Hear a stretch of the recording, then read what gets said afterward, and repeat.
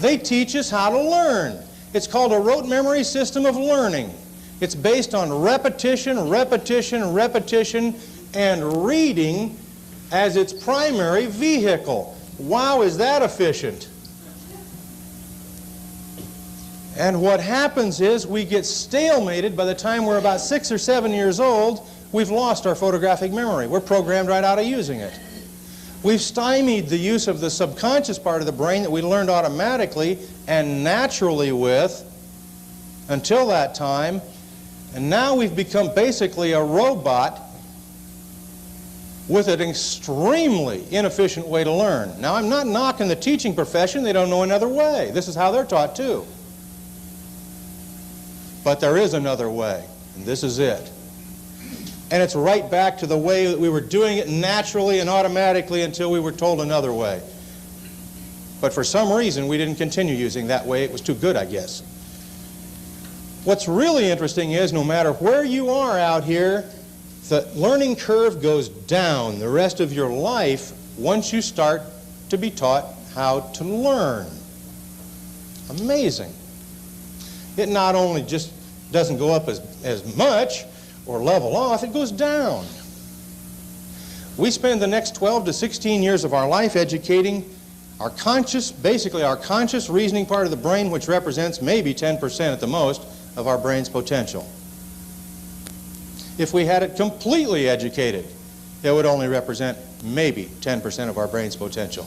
The 90% that's really not being utilized and being suppressed is this that we were using naturally here. And all we do in this course is take you back to using a very natural, automatic way to learn that you've all done before. That's why it's simple. It's easy to do, and it's natural. Every one of us possesses the ability. We just have to get back in touch with it. Be shown how to get back in touch and use it. And what happens is, no matter what age you are on this scale, as you go along, it just reverses this, goes right back up again, just like it did there.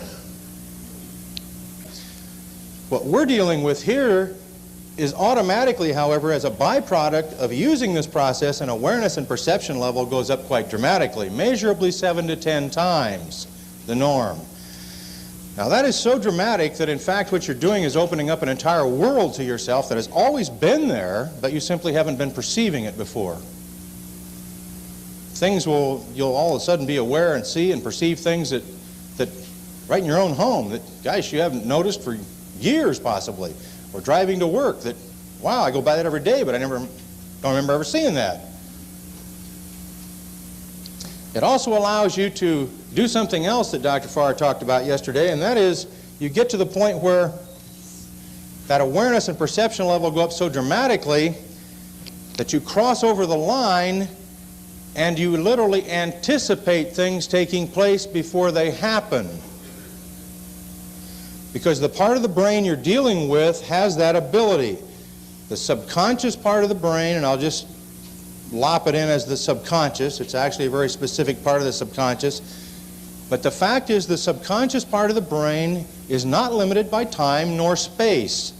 And consequently, it can photograph information at phenomenal rates of speed. By the way, we didn't stop at 606,000 words a minute with Larry Maper. We just stopped turning pages. Nobody could turn pages any faster. Then we went to a machine called a statistoscope, which flashed information at subliminal speeds all the way to 40 milliseconds, which with full pages of written material calculated out to be 2 million words per minute. The machine peaked out, not the mind. The mind was handling it beautifully at 2 million words a minute, but the machine couldn't go any faster. Still, 85 to 95 instant verbal or written recall of the information at 2 million words a minute. That is subliminal. That is outside of the conscious perception. That is so rapidly that you're consciously unaware of anything even being flashed on the screen. But subconsciously, you had got it verbatim.